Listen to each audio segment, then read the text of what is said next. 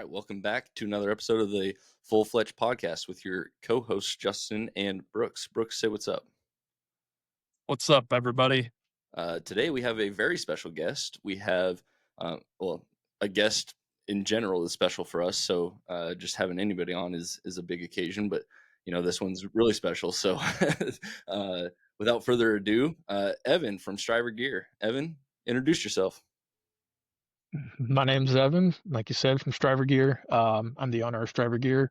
Just launched the company about a year and a half ago. And so just kind of getting into the industry and everything and getting my name out there. Yeah. So Brooks has talked about it in the past, and so we'll kind of leave it up to Brooks. But Brooks is kind of the liaison for getting Evan on here. So Brooks, I guess you want to share how you and Evan met? Yeah, so we met at South Dakota Tech this year, and I remember him and he was setting up, and I got there.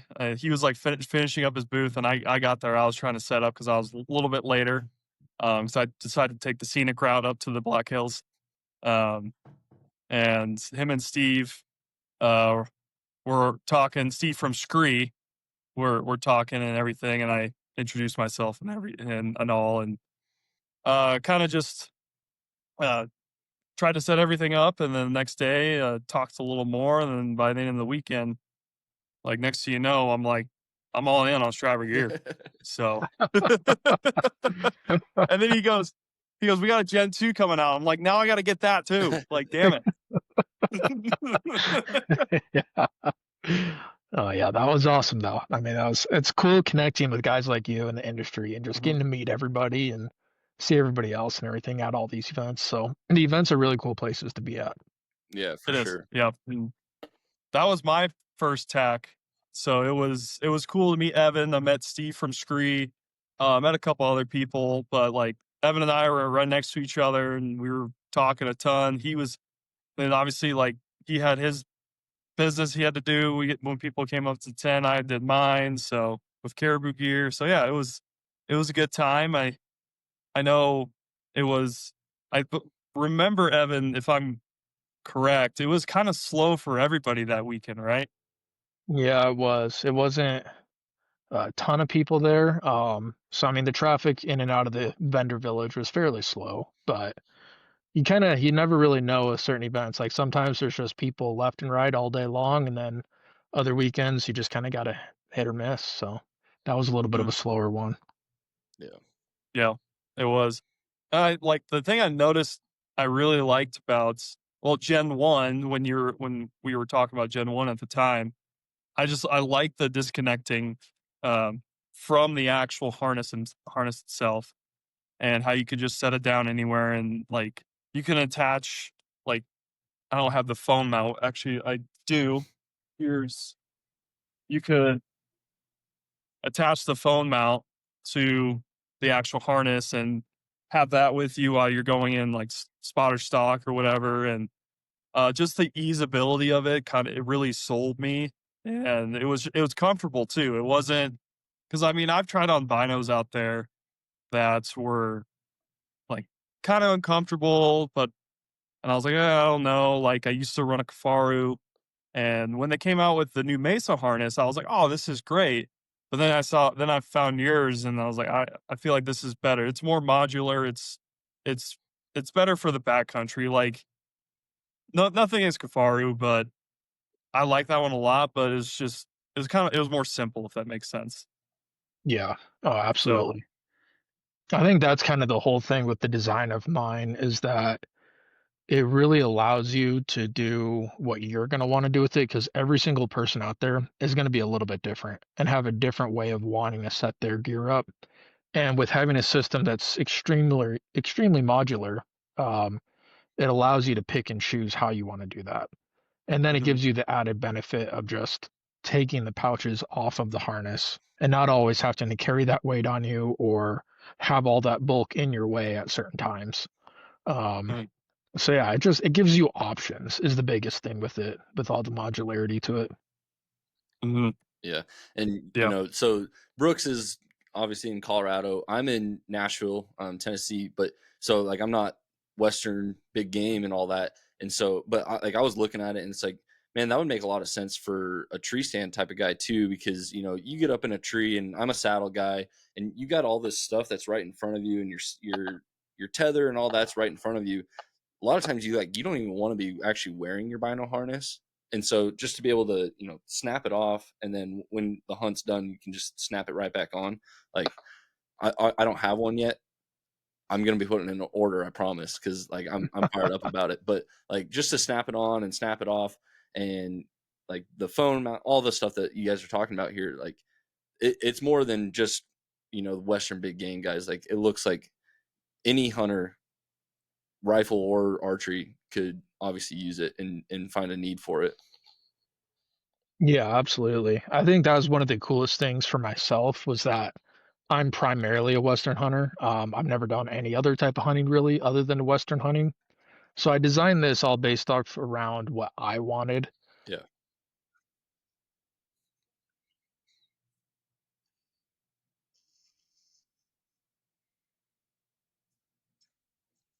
Yeah. Yep. You're good. Yeah, we're good.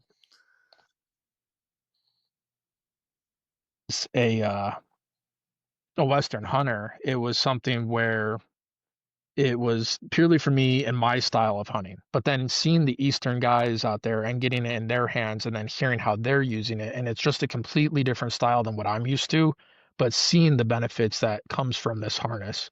I think that was really, really cool for me to see. And if I were an Eastern hunter, like this is exactly what I would want based off of that hunting style too. Hmm. Just like you said, like you get up into a tree, a lot of those guys, a lot of you are you're out in a tree, whether it's in a saddle or in a tree stand or something, you're gonna probably be up off the ground. Um, and so when you're up there, having extra stuff in your way when you don't have very much room to move around, you might have from your saddle that bridge coming up and getting kind of close to your bino harness. So a lot of those things could be in your way. And having the ability to just take it off real fast and very easily too, without having to deal with all the straps and just get it out of your way is got to be extremely nice for that style of hunting. Hmm. And that's where knowing more about it now and knowing how people are using it, we're actually working on a system that'll wrap around a tree, Hmm. and you'll be able to take the pouches off and then connect it directly to the tree in front of you then.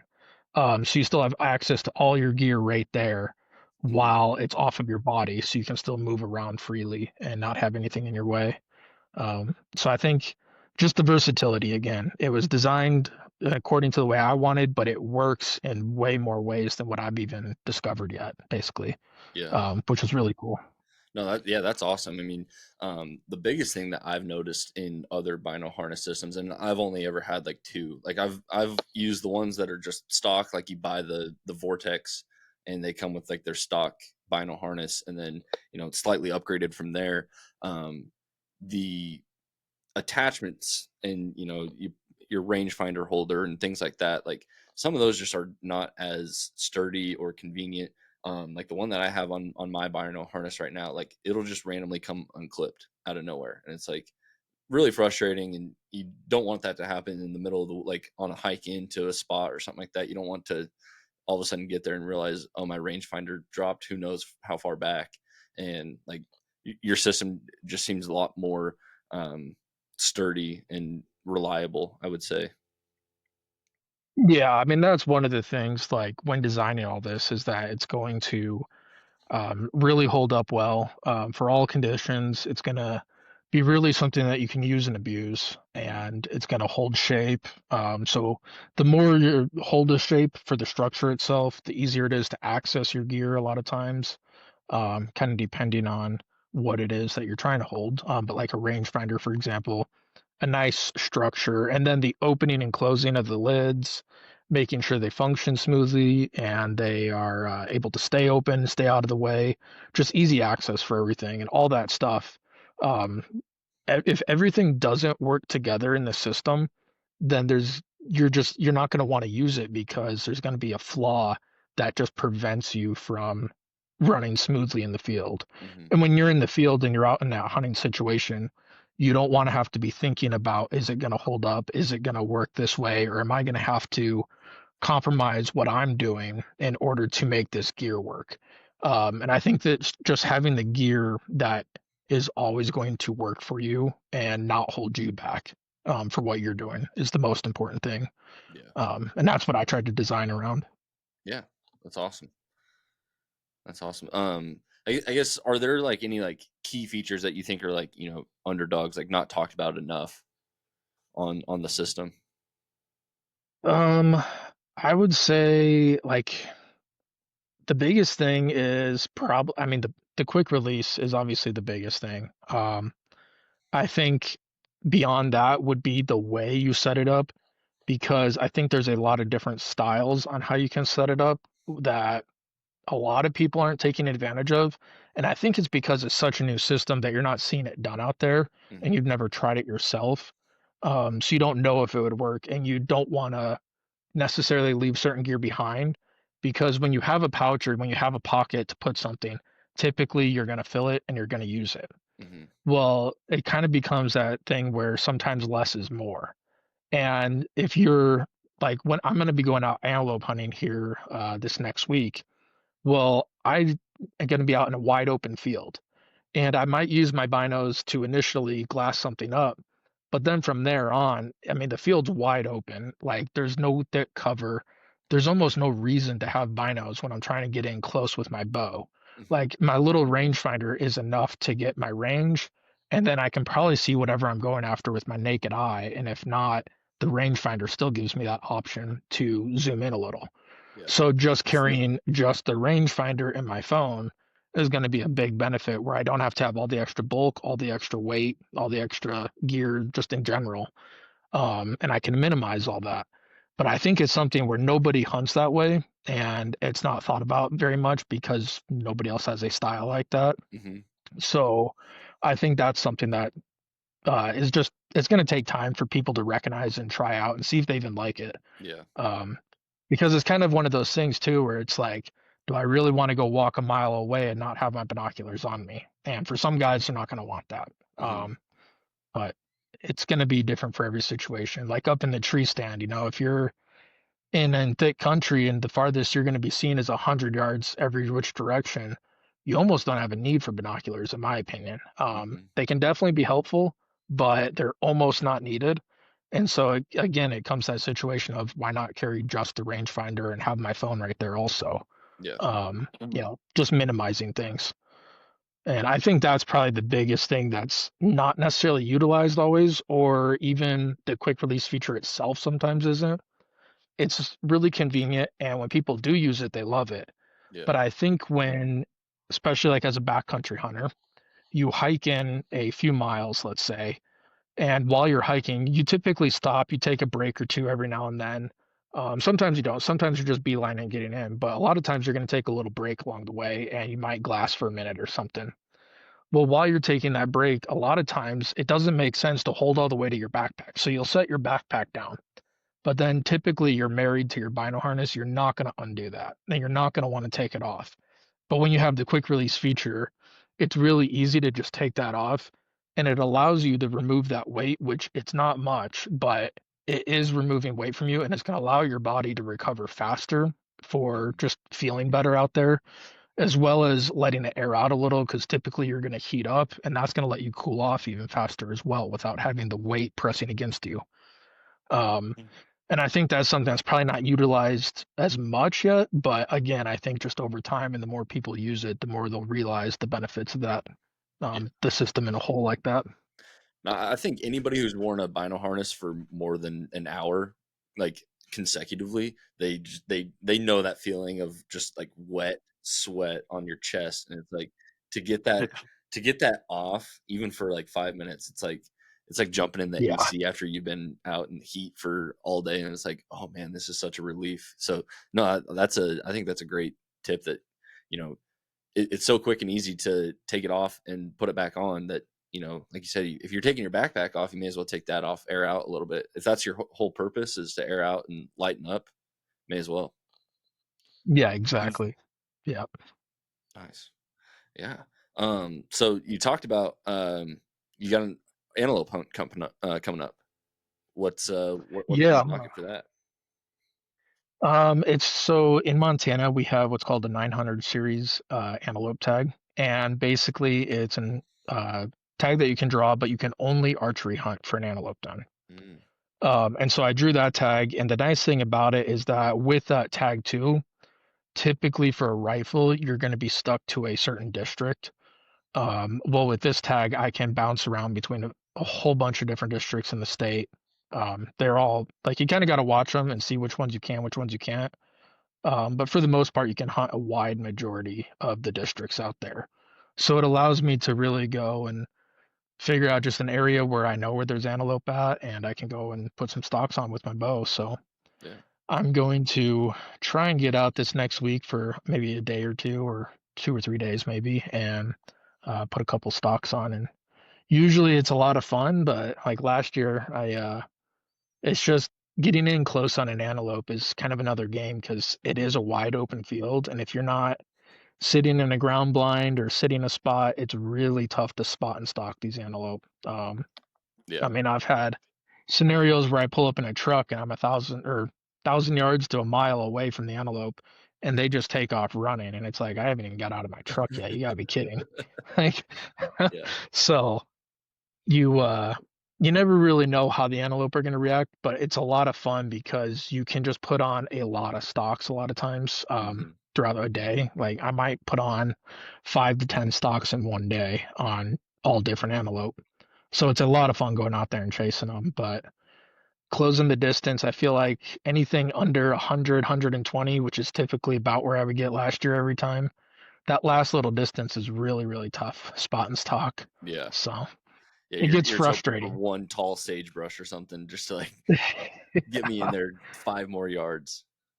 Yeah, exactly. I mean, it's definitely tough getting that last little distance. And last year I got I wouldn't say lucky because I finally figured out the patterns of a certain group of antelope, and I was able to cut off where they were going to be going to before they got there, and they were able to just walk right by me then, and I was only 18 yards away when I shot my buck. So Oh, sweet. it Nice. was way closer than I would have expected to shoot at an antelope, but that was awesome. Yeah. How far were you ready to pull the trigger if you had to? Like if you had a chance? Last year, so it's all kind of dependent upon each situation. Because if you're able to, let's say, get in on an antelope and it's at 100 yards, but it's bedded and there's no wind or anything, at that point, like with the arrow set up and how I had been practicing and everything, I was ready to shoot at it close to 100 yards, I would say. Now, typically, you're not going to get a scenario like that. It's, Yeah. a wide open field, and there's usually a crosswind of 5 to 20 miles an hour. You never really know what it's going to be, but that will throw off that distance where, okay, now there's a crosswind, I have to be in a little closer. And then if it's on the move or if it's walking, chasing a doe or something, then I got to be even closer still because, moving animal with a crosswind, that's a hard shot to take. Mhm. I would say over like 60 yards really gets to be pushing it. Yeah. Um, and it all comes down to how much, I'm out practicing. Like this year, I haven't practiced near as much as last year. So I won't be taking those longer shots this year. Yeah. But Well, you just got that's to get their pattern again and get to 17 yards. yeah. Yeah, exactly. Like for me on an antelope, I think anything inside of 60 yards would be great. Yeah. Like that's a good stock and that's a really good shot to take then. Yeah, for sure. So I guess we'll kind of get into a little bit of your background because we kind of jumped into the Bino Harness and what you're up to now. Let's kind of take a backtrack a little bit and just kind of what is your background in hunting and your experiences and kind of what's led you to um, building the Bino Harness and starting your company. So I guess as far back as you want to go, if you want to tell any hunting stories, crazy experiences, encounters along the way, just kind of where'd you get started in the outdoors and hunting? So I would say with the town I grew up in small town Montana, in Frenchtown, Montana. And everybody there, everybody's into hunting and everybody's a hunting family typically. Well, I was definitely more into sports all through school and everything. I played pretty much every sport, especially football, and football was always right during hunting season. So for me, hunting was never a big deal, but I always tried to get out there, and I had a little bit of guidance getting out there, but it was terrible. It was actually really, really bad where I went probably multiple years without even seeing animals. So you get really discouraged, you get really down on things, and you kind of don't see the point in it. It's almost like just going on hikes at that point with Yeah. a bunch of extra gear.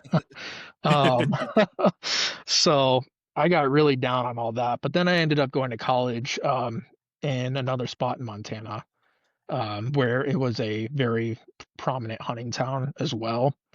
And I kind of just got into it on my own then, where it was like, okay, I got some time to kill. I'm going to go out and I'm just going to try to hunt my own and see what I can do.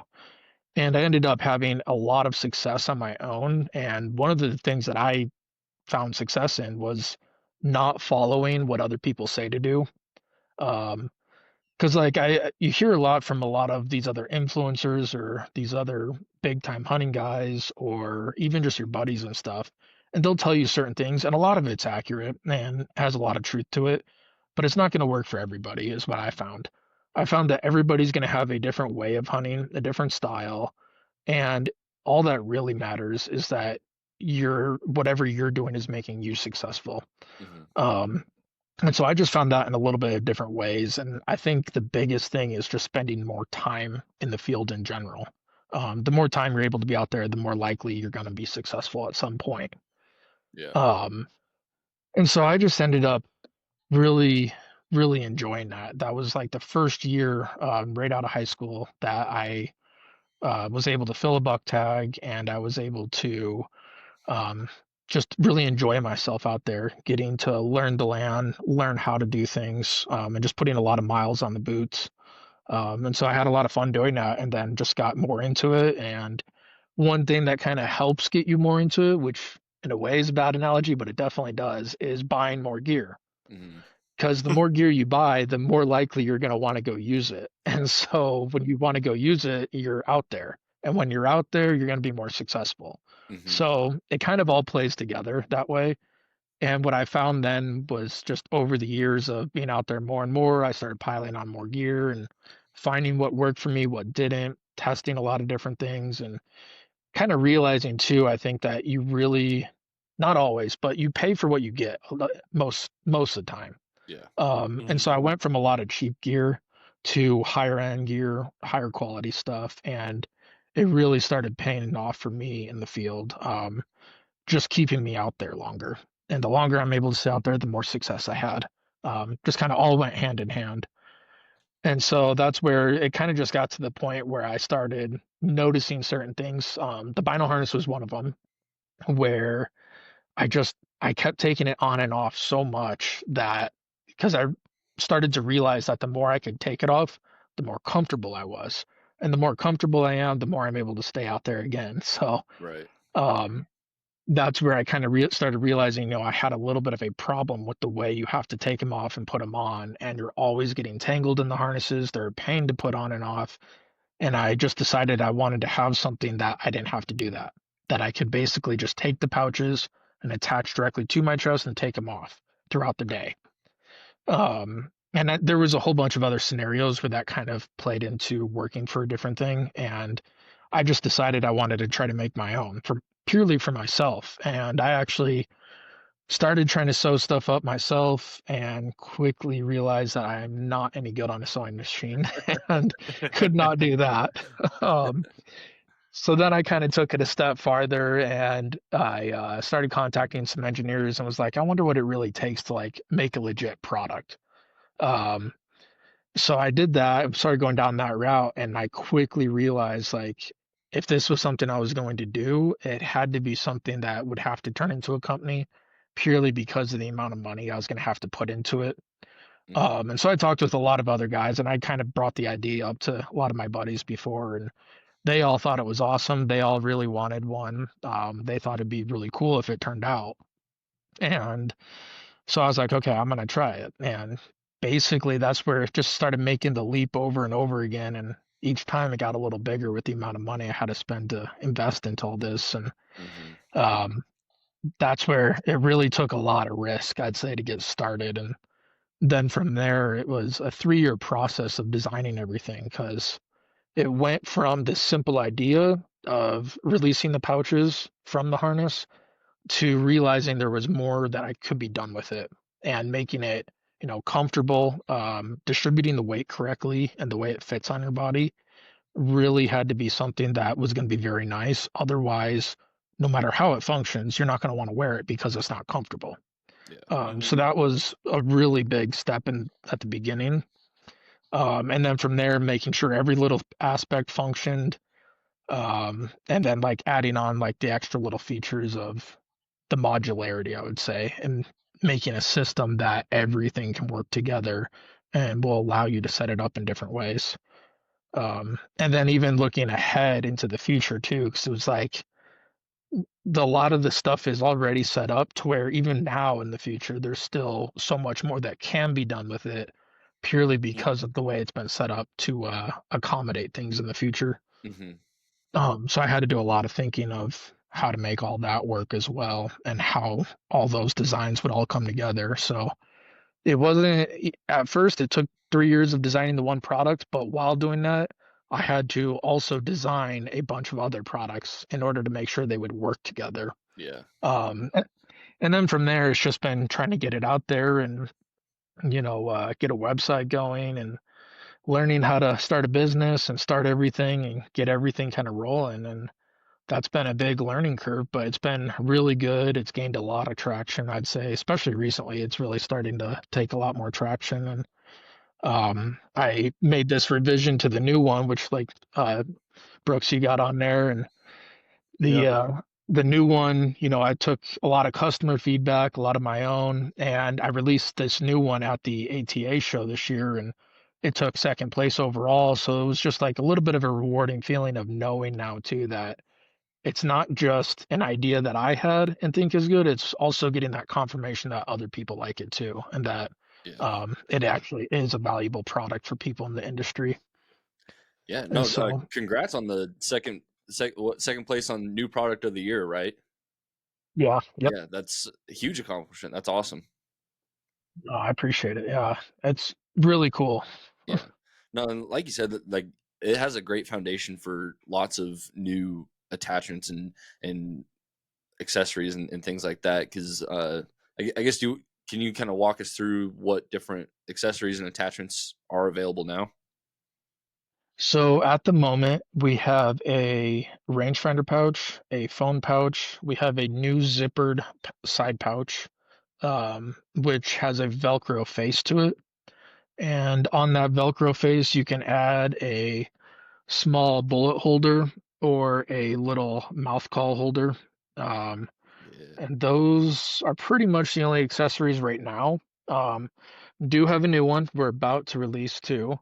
One is going to be the larger size bullet pouch. So right now, the small one we have fits up to about a 308 caliber bullet. Hmm. And then this new one will fit to pretty much your max size, like a 338 Lapua or something. Okay. So a real big caliber. And then the really cool new one that I'm excited about is this release holder. And basically, it's going to allow you to utilize the Velcro of that side pouch that we have, or it has a Molly backing to it as well. And you'll be able to mount it to the bottom of the pouch, to the harness itself, to a backpack, wear it on your belt. A lot of different ways you can mount this thing. Hmm.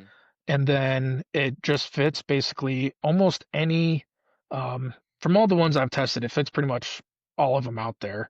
Uh, just a release for your bow as long as it has a thumb peg.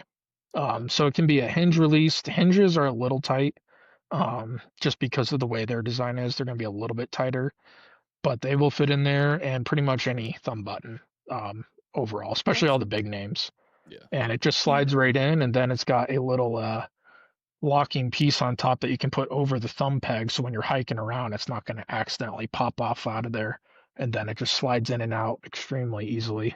Nice. Um, and so that one That's should really be cool. this next week, and that one I'm excited for. It's rather than trying to dig into a little stretch pocket, which was another thing. We have like a very nice stretchy material on the pockets, but it still can get hung up a little bit when you're taking release in and out of there, and that's typically where you're going to keep your handheld release. Yeah. So by having this new little attachment just on the side is really nice to grab it out real fast when you need to. Yeah. Um, Brooks, you're doing a great job modeling. Just want to Nice. acknowledge that for us. absolutely. I have noticed that because like I have a 3-finger and I have put it in the stretchy pouch and it has kind of gotten snagged a little bit here and there. It's not like it's not terrible or anything, but it's just something you notice, you know. Um, so yeah, that release holder, holster, whatever you want to call it, that's going to be really nice. Now, here's my question. So, say you want to run like the call holder and you want to run the release holder. Can you? Is there a way to do that at the same time on it at the moment, or Yeah. besides like down here, it's just maybe here? I don't know. Just an idea. So yeah, so right now you only have, that one surface area for the Velcro. Hmm. And that's the only way to attach that mouth call holder right now. Um, Hmm. so well, kind of.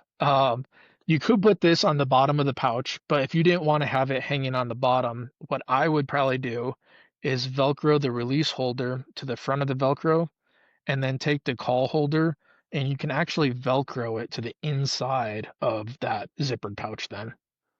Um, Okay. so it still holds it in there and it's fairly easy to access. You just have to unzip it every Mm. time to get in and out of it. So Right. it's a little bit more cumbersome, but if you wanted to have them on that same pouch, that would pretty much be the only way you could do it right now. Gotcha. Okay. Yeah, because I do really. Sorry, my dog has decided to join us. Hi, Lakota. Say hello to Lakota.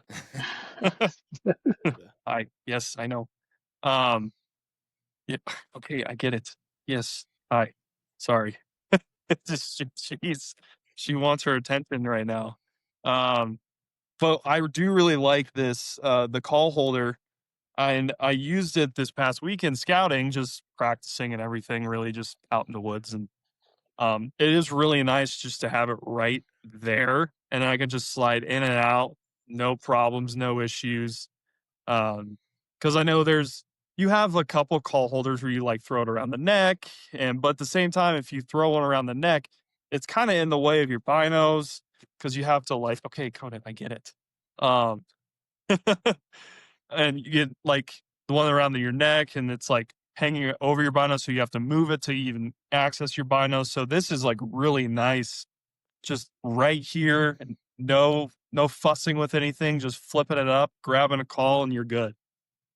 Yeah, no, absolutely. And I think also just not having like the extra set of straps, like if you wear it around your neck like that, it just Mm, minimizes all that extra amount of stuff you have to have on. And again, one system working together with everything kind of. Hmm. right. Yeah, I think that was like one of the like when obviously besides at Colorado Tech when I picked this up and I was like super happy how much like just more sturdy the bino pouch is and how much like the rangefinder pouch, everything else, like how much more sturdy it is. When you were like, "Oh yeah, try this call holder," and I was like, "That's gonna be huge." Like I like that. It's something so small you don't think about, but when you're out in the field, you're like, "This is great. Like this is so easy to use." Yeah, absolutely. And I think that's the big thing too, is kind of not having to think about it.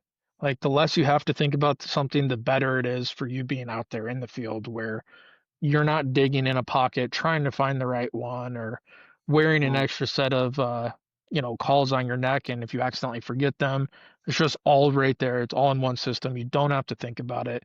It becomes Hmm. muscle memory at the point of just reach down, grab this call and right. that all goes a long ways when you're out in the field, especially. Hmm. Yeah, no doubt, no doubt. Then you guys also have the holster attachment, right? Yeah, so the holsters made that we are kind of working with right now is Vanandi holster. Um, and it is holster that just mounts on the backside of the harness. So you would basically weave the harness straps through this holster, and then it sits right up against your chest on the backside, which is extremely nice because of the way it's mounted to the harness itself. It it keeps it where it's always going to be on you no matter what. So it's like wearing your typical chest holster, but you're eliminating the extra set of straps again. Yeah. So you just have the holster on if you want it, or you can add the pouches directly to the front with the quick release style, and you have the whole system working together again. Yeah. And I mean, man, it's awesome. I mean, like you guys are thinking of all the things that people are like, oh, I wish my Bino harness had this. Oh, I wish I had that. Like you said, when you have enough experience of like what's working for me, what's not working for me, I want to build it exactly what is going to work for me. Like you're hitting all the boxes that people are like, all the gripes people have had about all the other companies and um, I guess styles. Like you're hitting it of like, okay, well you can do this or you can add that. You don't have to have this, and you can do this instead. And it's like you're hitting all the boxes, which is awesome. So yeah, no, I appreciate that. It's definitely where it's been a lot of the things that I've had problems with, and I mhm, see other people's having problems and just trying to figure out how to solve that. And being an actual hunter, I think, has been a big part of it. I think there's a lot. I don't know so much about the other companies out there, but just a lot of people that are doing the design work in general behind a lot of the other gear. I feel like they don't necessarily fully understand like how you're actually going to use it in the field. Like they might know to a point, but unless you're actually out there doing it and using it day after day, and you're the one that is testing it, it's really hard to get that point across to somebody else. mhm, Because like even for a while, I was trying to use a couple of engineers to help me out, and the engineers I was using, like they just could not grasp the purpose, I feel like, of why it was a problem and what it needs to do. And so that's where, like, to this point, like, I design everything by myself now, mhm. purely because I can just take it that extra step. All right, so we had some technical difficulties. We're back now. We had talked about the holster and just the innovativeness and everything's really awesome that you have going on. And so I guess along the lines of your background in hunting, have you done more archery or rifle? So I definitely started off doing more rifle. I think starting off rifle hunting is a lot easier. It's a lot easier to go get a cheaper gun set up and just the minimal amount of gear, and kind of get into it. And then when I got into archery, archery definitely got me out in the field way more. Mhm. You have a lot more. I feel like you have a lot more run-ins with whatever you're trying to hunt or just animals in general when you're out archery hunting, and Yeah, could typically be because of the fact of you just have to be closer versus when you have a rifle, you can be a little farther, you can get that shot and you're done and you're out of there. Um, yeah, so for me, it was starting off with the rifle and then getting into archery. You just spend a lot more money on all the gear that's needed for archery. Um, yeah, and then kind yeah. of just Facts. building off of there. And at this point, I'll try not to even take a rifle if I can. Like even during rifle Mhm. season, I'm going out with my bow for the most part. Um, it's a lot more fun with your bow. It's Yeah, it's like going. I always use the analogy. It's kind of like going from spin fishing to fly fishing. You pretty yeah, much you're not going to go back once you start doing it, and unless you're in just that certain area where you have to, or you really want to get something, you're gonna maybe try to switch. But um, yeah, it's just way better with a bow. yeah. Which I guess that kind of just ties in like that kind of is more why like because like you said you're out there more and so you're using the gear more and you were learning like so I guess kind of making that leap into archery is kind of led you to be like okay I need to make this adjustment and leading to designing the Bino harness and things like that. So Yeah, um yeah. I would say yeah, absolutely. Like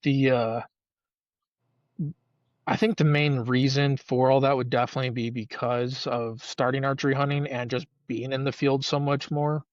Because it Hmm. also extends the length of the time I'm able to be out there. Because I have all of archery season and then I go into all of rifle season. And Yeah. so by doing both seasons, I was, just out there twice as much as when I was just rifle hunting. Right. So all that time out there just made it more so I realized what I really wanted. Because even like for a rifle hunter, when you go to lay down and take a prone shot, let's say, well, the Bino harness is always in your way. And so that was Hmm. just another thing of like, okay, well, what if I can just take it off real quick and then Right. get on and lay prone? Um, so there's just a lot of different scenarios where thinking about how it could work and what it could do has kind of led it to the design where it's at. Yeah, for sure. For sure. What is your favorite Western big game to hunt? Oh, it's tough. Probably elk. I mean, elk Hmm. archery season when they're in the rut, that's really, really tough to beat. Just getting Yeah. screaming bulls and chasing after elk. It's always tons of fun. Yeah. I mean, I do like river bottom whitetail. I have a lot of fun going after those. That one to me is a much easier style of hunting. Um, you're not putting near as many miles on, but it's a lot of fun. It's just Hmm. I think what makes it fun is which can be difficult, like especially starting out and stuff, but the better you get at it and everything, the more opportunities you have. And opportunities in general are what make it fun to me. It's just being out there and getting those close encounters and trying to get even closer still. And that's where using a bow versus a rifle, it's a big aspect of how much fun, so to say, I'm going to have out there. Um, Yeah.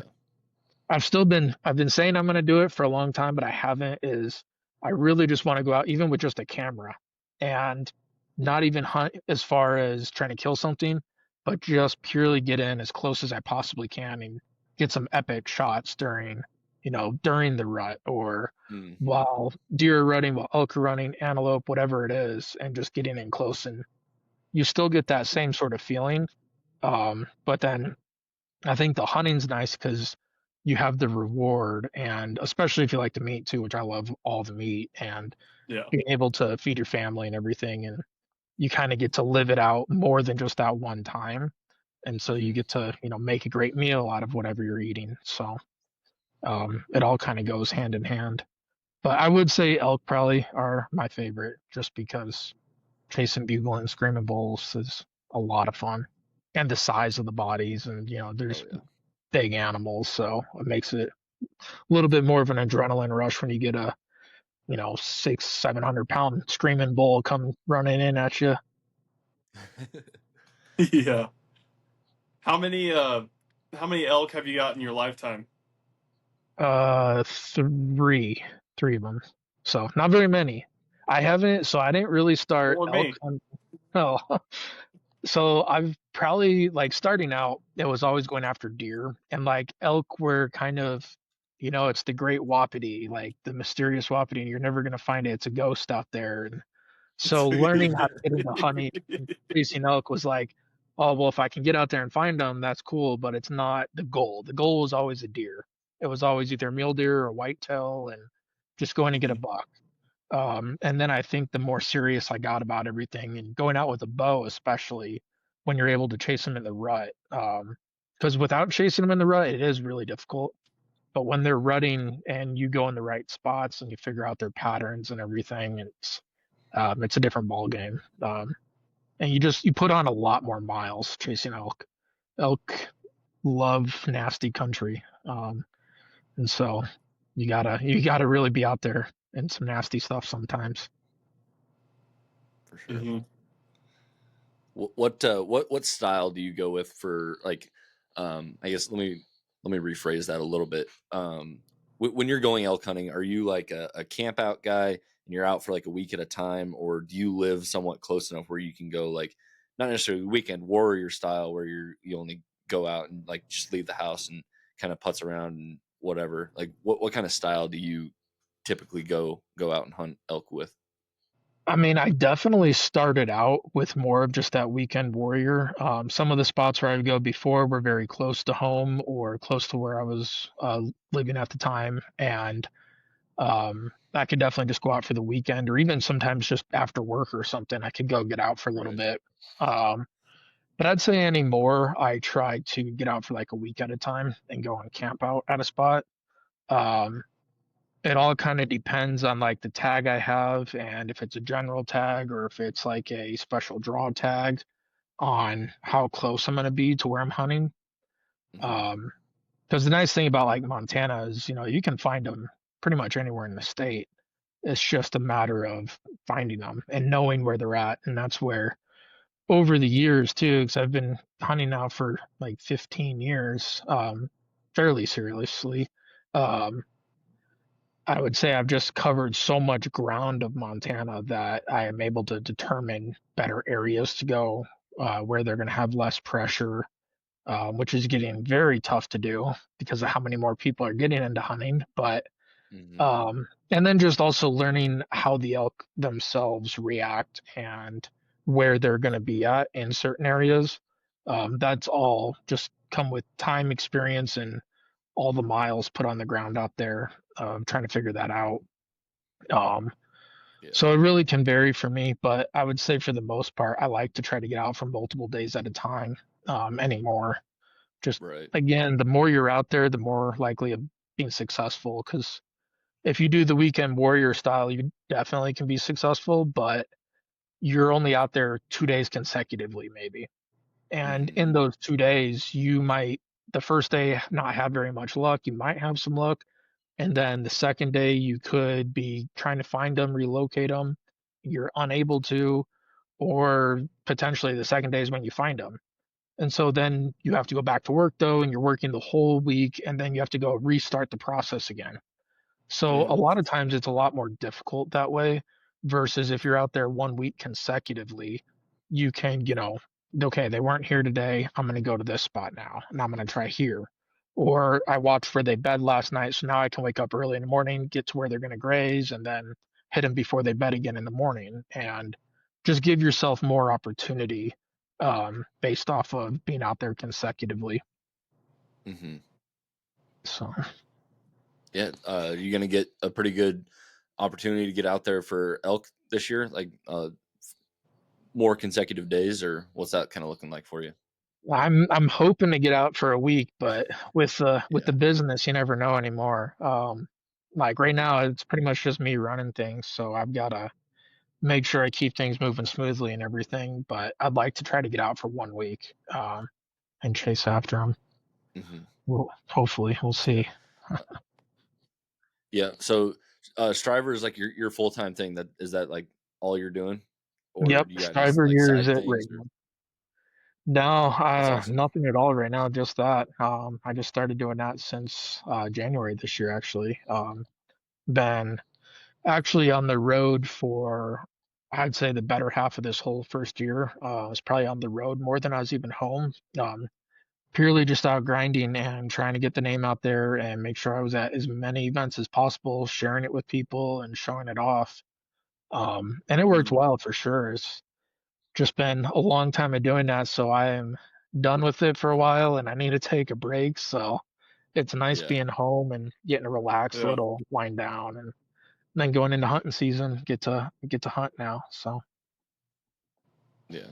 Well, I What would say your hard work is definitely paying off because we alluded to it. Like you're getting a lot of traction right now. A lot of big names and influencers and things like that are talking about you, and so that's an exciting time. And it's definitely paying off. And outside looking in, outsiders' perspective, I would say like you've earned a good hunting season this year with how much hard work you've been putting out there. So yeah. yeah, well, I appreciate it. Yeah, I definitely I look forward to it. I look forward to the time where I have a few employees working and we're able to keep them working, and then I can just go for like a month or two and work yeah, black that's the dream right there.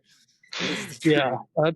that's probably a long ways from happening. I'm also the type too where it's like if there's work that needs to get done, I'm like gonna do it and just keep after it. So, and there's just Yeah. so many things, so many different aspects of where the company's going and what's coming and everything to where there's just a lot of work to be done. So, getting the time's tough, but at the same time, every single day I have right now is better than a day of working a normal job. So, even when they're bad Facts.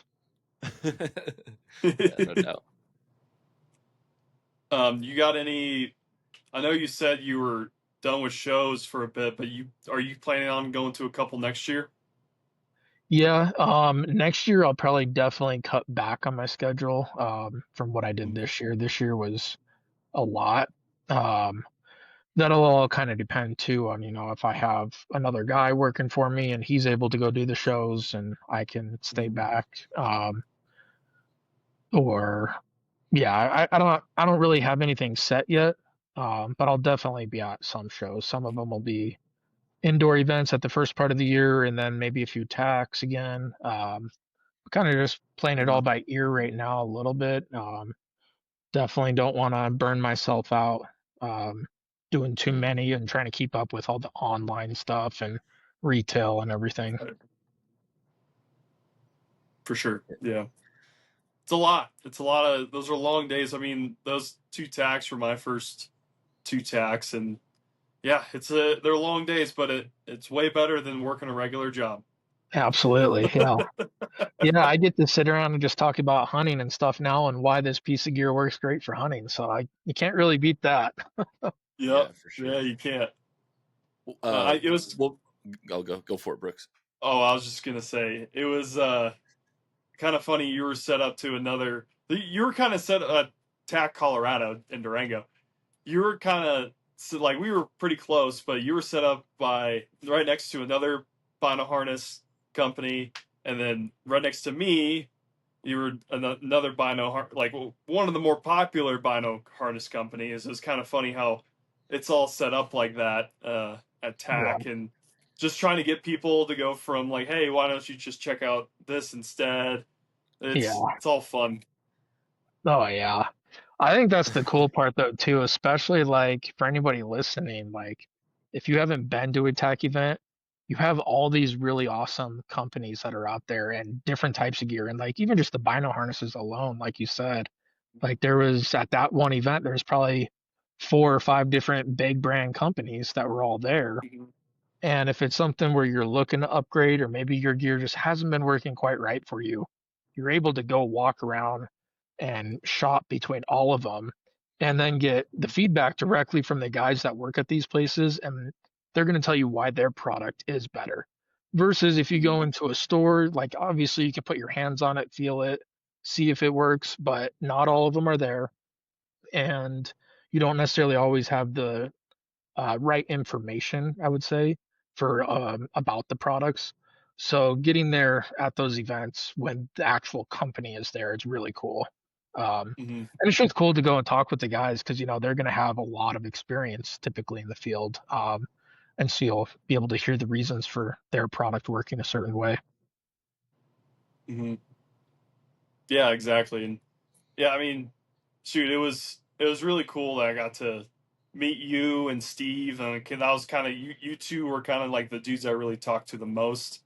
I got to meet like the mod archery guys, Ryan and remind me his wife's name. Cora. Cora, that's what it Yeah. was. They're awesome people. They just moved to Colorado Springs, which is great. Um, and then who else? Me and the guys at Ivory Holsters. They're a Colorado company. I've met Gabe before. He's really cool. Exo Mountain Gear. Um, who shoot? I mean, I kind of stayed kind of in our little area because it was uh, kind of busy, kind of not. I don't know. I just stayed around, but the PSE guys, Evolution Outdoors, Evolution Archery, um, AAE. It was just cool, just meeting all those dudes. Yeah. No, it's really cool and like getting to hear like if it's a guy that owns the business or if it's just one of the workers for there and like how their company's doing and just talking with the guys in general too because Mm-hmm. like a lot of these guys they go from event to event to event also and they're doing the same thing so just kind of Yep. sitting around bullshitting with them and seeing how things are going and what their plans are for the year and they're just everybody's kind of the same in a sense but a little different as far as like their styles out east ours is out west and vice versa Yep. so it's Right. cool to hear all the different things. Mm-hmm. So, what were you doing before you decided to start Striver? I was plumbing actually, so didn't Okay. no background experience at all. Just came as a plumber, and like I said, I mean, for me, it was I was just the weekend warrior typically. Hmm. I think right when I was starting this is when I was starting to get into really spending those week-long trips out in the field, um, and so that helped a lot. But Yeah. other than that, I'm no different than a standard guy that's just like you guys. I mean, just out there hunting when Yeah. I can and just doing what I love. And I decided to do something with it and try to make something that I had an idea for. And yeah, I mean, other than that, no real background experience in anything, Right. which I feel like you don't really hear too much of. So it's kind of cool.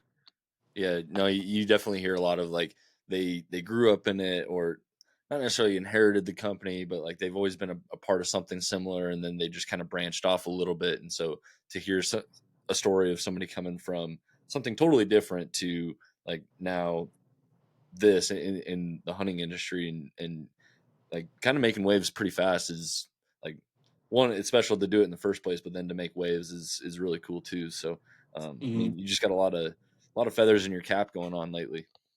Yeah, absolutely. It's been really cool seeing it take off a little bit, and also just knowing kind of what's in store for the future. I'm really excited for.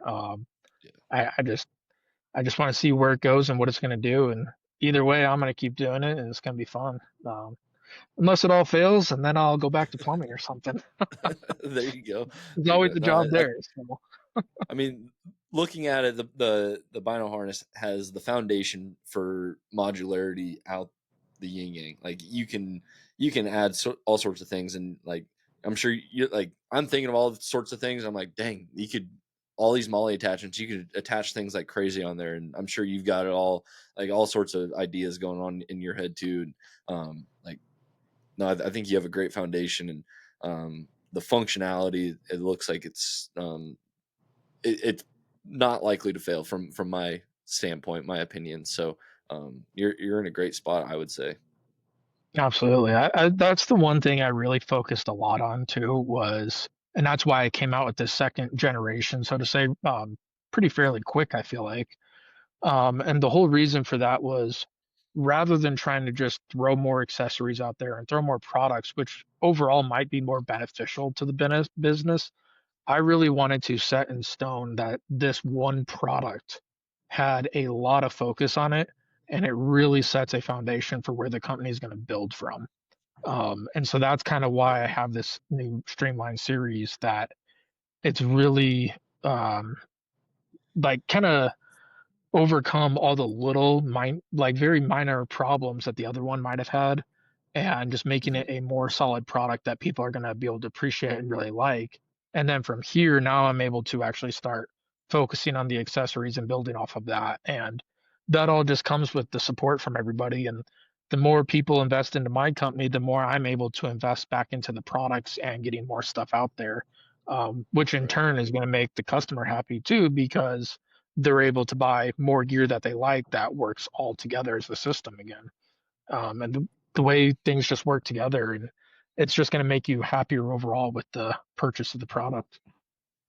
Yeah, I think it speaks volumes, when a company any size looks at a product and acknowledges a flaw, as minor or major as it might be. Obviously, major ones you want to address, but like minor flaws and addressing them and improving on them and showing their customer base like, hey, we know that this can be better and we made it better. Here it is now.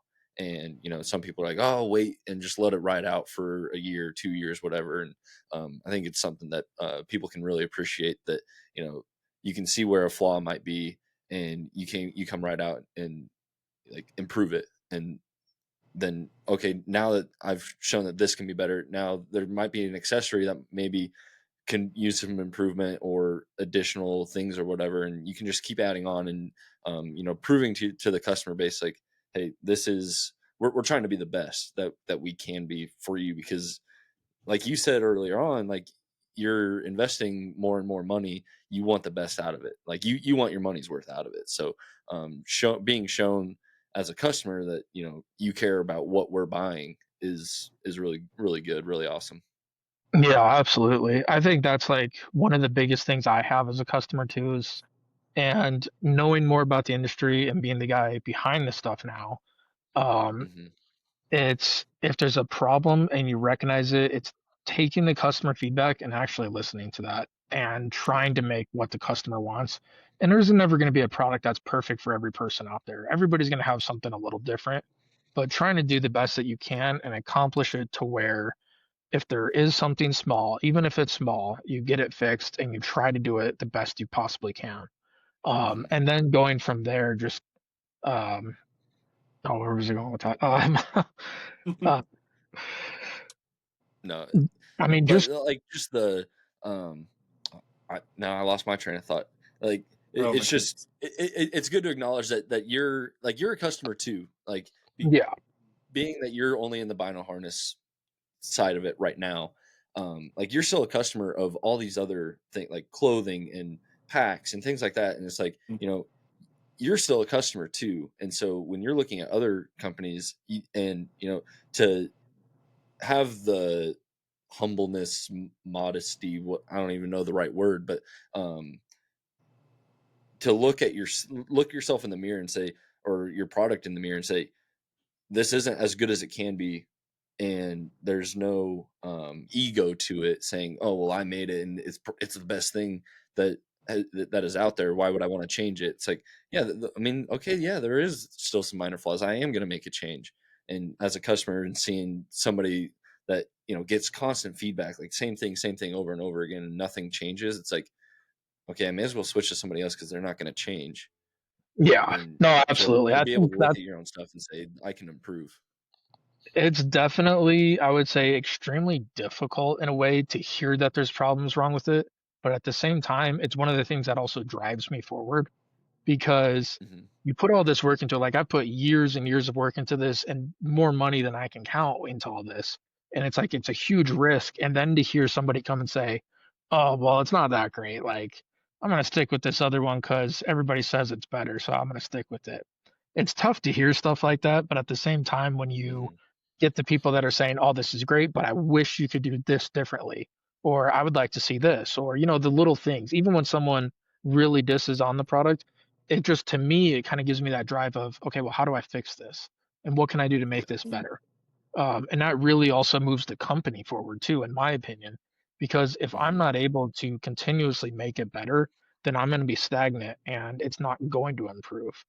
And I think the other thing that I think a lot of people might find hard to like comprehend sort of is that when there are problems with the product, just because like I don't release a new product or I don't have a fix next week, it doesn't mean I'm not working on it. It just this Yeah. stuff does take time and it takes a lot of money to do all this and learning about how much time and money goes into all that. It's definitely an eye opener for me looking at other companies even. Um, but I also know too, like I said, like it's just that driving factor. It's going to Yeah. keep me moving forward. Yeah. For sure. For sure. Well, I don't know. Are there any other talking points that you want to hit on the Bino harness or on your hunting adventures, anything like that, before we kind of get towards wrapping up here? Brooks, you got anything? I will say one thing. So when I was out this weekend scouting, I know back in South Dakota Tech when I was asking you about the magnets, and there's the talk about like when you're using your Onyx maps, the magnets could affect that. Dude, I had no issues at all. Yeah, It was great. Like because I think the magnets are just they're so much further away than like your typical like vinyl harness that has magnets on it that I would hold my phone. I'll lean this down, like hold my phone right here, look at what I need, put it away. I never had an issue with my compass going completely whack or the location going whack and saying, "Oh, I'm going north when I'm going south." Because granted, I knew where I was and where I was scouting, and I've been there for the last 2 years. But it was refreshing to know, like, okay, I don't have any issues. So absolutely. No, that's good to hear too. It's good hearing feedback like that. The magnets, like I've played around with that a lot, and there's definitely some things that can get thrown off just a little bit. And it's tough because you can go two different ways of looking at it. You can say, well, I want something that functions extremely well and works easy, which would be adding magnets. But then I have to hold my hand out just a little farther than I normally would in order to make my other devices work Mhm. properly. So that's like the kind of where I'm at right now with it. But there is in the works a no magnet version being worked on, and it's something that's going to take some time, but it's coming. It's just something that, again, it could already be out there and it could be out there very easily, but you want it to function in the way that's fast, convenient, and easy. Otherwise, again, you're not Mhm. going to use it. You're not going to want to use that feature. So I'm not just, again, going to Mhm. put out a product that, oh, I can make it work with no magnets just because it can work. It has to work in a correct way. And that takes time to develop because I have to, again, spend the money in it and then go out and test it, put a lot of testing into it, get into other guys' hands, let them test it. Um, but I definitely want to see that in the future as a no magnet version. But the magnets are extremely slick. They are very easy to use, and I don't think you'll ever be able to get something easier than the way those magnetic buckles work. Um, Yeah. and especially with how heavy duty they are, because that was something that took a Oh long yeah. time to figure out. It's just something that's going to be extremely secure, not move around, zero rattle to them, and they Mhm. just coming off super easy. Yeah. Come on. Oh, I am the terrible.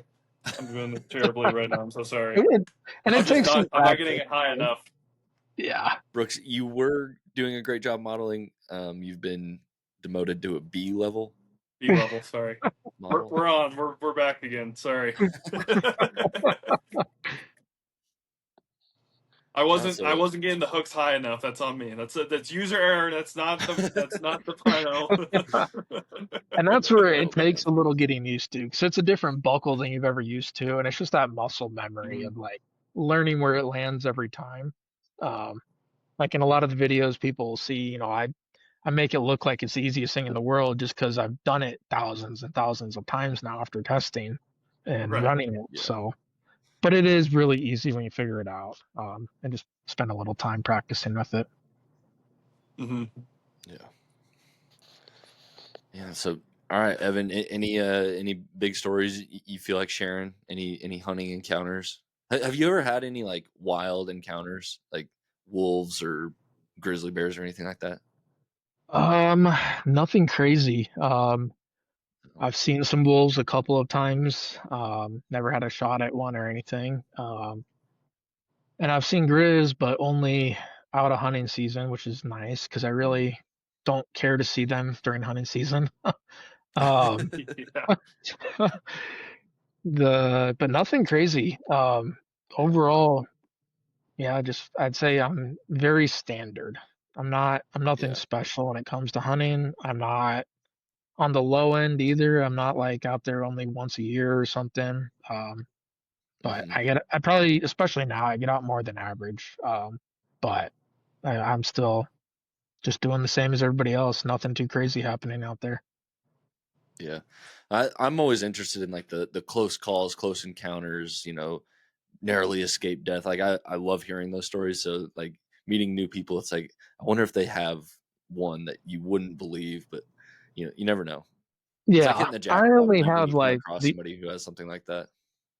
I've only had like one real scenario where it wasn't life and death or anything, but I had a rattlesnake that was right at my foot rattling and um, kind of had a I was up on a little cliff area where I shouldn't have even been in the first place, and then the rattlesnake started going off, and I just had to make a little jump off of like a 4 foot ledge down into some shale rock, and that was kind of a different experience, but it wasn't life or death or anything. It was just Make you right pucker place, up a right little time bit. for that one. Yeah, definitely got Oh my heart shit. racing. The one Yeah, I'm scenario that sure. I've had that was I thought was life and death was I was out in eastern Montana and they have all these massive spiders that are massive yellow spiders. And at the time, I did not realize they were not really poisonous. Like it's basically equivalent to a bee sting.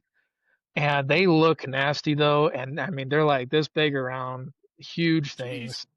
And I hate spiders. Well, I ended up picking up a shed and was checking the shed out. Well, next thing I know, that spider, it was on my hand and it bit me. And I look down, I see this thing, and man, my heart's got racing. And I'm like, oh my gosh, this thing just bit me. It's got to be poisonous. I got to get out of here. So I take off and I'm going, as fast as I can to get 2 miles out of here. And thinking this is dumb. Like I'm just getting my heart racing more and thought I was going to die. Go back, check my phone. It's like, yeah, it's equivalent to a bee sting. So wasted my whole hunt day for a little spider that was absolutely nothing. Dang it. Yeah. Thought I was gonna die at the time though, so Well, just yeah. I mean, if it scares you, man, your whole thought process just goes out the window, and it's like, oh I'm yeah. freaking out. Yep. Absolutely. That's where like for me I could run into bear, wolves, whatever at close range. Doesn't bother me, but you get me a little spider, oh my gosh. I'm out of there. It's over. Yeah. That's funny. That's funny. Well, I guess barring any other closing thoughts, we'll get to wrapping her up.